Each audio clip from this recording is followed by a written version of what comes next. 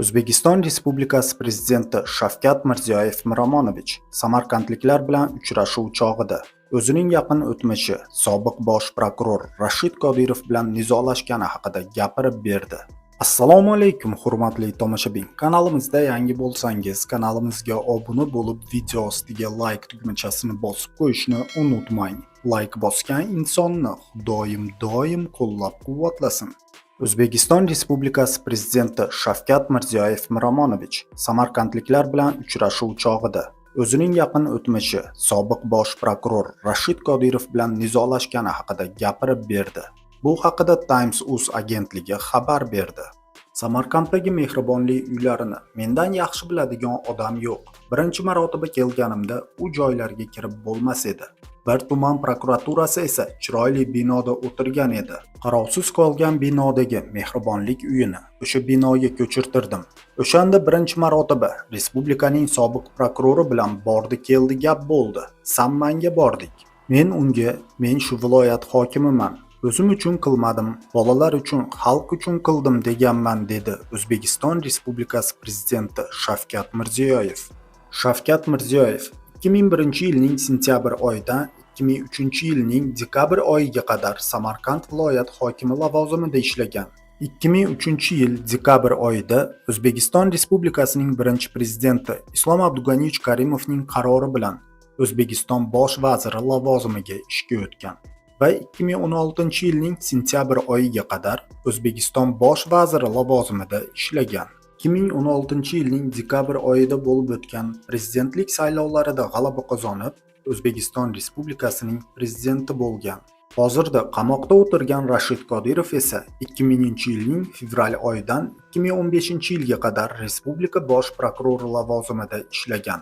Rashid Qodirov 2018-yilning fevral oyida xizmat va hokimiyat vakolatlarini suiiste'mol qilish hamda katta miqdorda pora olishda gumonlanib qo'lga olingan. Tergov harakatlari davomida Rashid Qodirov tomonidan prokuratura va boshqa huquqni muhofaza qiluvchi idoralarda yuqori lavozimlarda ishlaganlar bilan jinoiy guruh tuzganligi aniqlangan.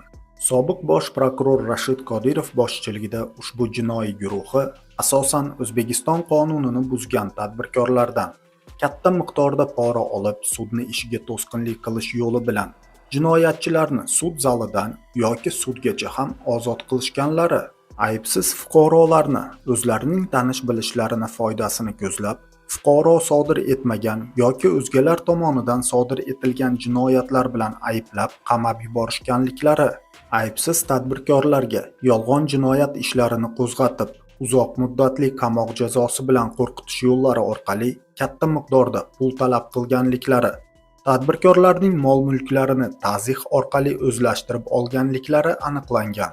Viloyat, shahar va tuman prokurorlik lavozimlari uchun ma'lum muddatga $50,000 dan $100,000 pora olganliklari, yirik miqdorda davlat pullarini o'zlashtirganliklari, O'zbekiston Respublikasi chegara bojxona xodimlarini qamoq jazosi bilan qo'rqitish yo'li orqali O'zbekiston hududiga noqonuniy texnika va buyumlarni kirishiga sharoit yaratish bilan shug'ullanganliklari aniqlangan.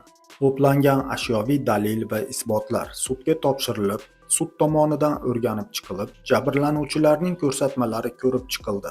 Sudning hukmi bilan 2000-2015-yillarda O'zbekiston Respublikasining bosh prokurori lavozimida faoliyat ko'rsatib kelgan Rashid Qodirov va shu davrlarda prokuratura va boshqa huquqni muhofaza qiluvchi idoralarda katta lavozimlarda ishlagan M. Mirzayev, J. Fayziyev, U. Sunnatov, R. Po'latov, A. Musayshohov, U. Xurramov, Yu. G'oyipov, A. Mirzayev, M. Mirzayev, fuqarolar S. Qosimov, A. Ikromov va S. Ahmadjonovlar bilan o'zaro jinoiy til biriktirib, bir guruh bo'lib Jinoyat kodeksining 210-moddasi 1, 2, 3 qismlarining A, B, V bandlari pora olish va pora berishga dalolat qilish, 211-moddasi 3-qismining A bandi firibgarlik, 168-moddasi 3-qismining A bandi soliqlar yoki boshqa majburiy to'lovlarni to'lashdan bo'yin tovlash, Jinoyat kodeksining 184-moddasining 3-qismi tergov qilishga va sud ishlarini qonuniy hal etishga aralashish, Jinoyat kodeksining 236-moddasining 2-qismi jinoiy faoliyatidan olingan daromadlarni legallashtirish, Jinoyat kodeksining 243-moddasi hokimiyat boshqaruvi va jamoat birlashmalari organlarining faoliyat tartibiga qarshi bir qator og'ir va o'ta og'ir jinoyatlarni sodir qilganlikda aybli deb topilib, Rashid Qodirov ishi doirasida hibsga olingan va 6 oy davomida sud qilingan O'zbekiston prokuraturasi va Milliy xavfsizlik xizmatining boshqa yuqori lavozimli sobiq amaldorlari Ulug'bek Sunnatov 19 yilga, Abdurashid Mirzayev 15 yilga, Ulug'bek Hurramov 14 yilga, Jamshid Fayziyev 13 yilga, Aziz Musashayev 13 yilga ozodlikdan mahrum qilindi. Jami 13 ta shaxs ustidan hukm o'qilgani aytilgan.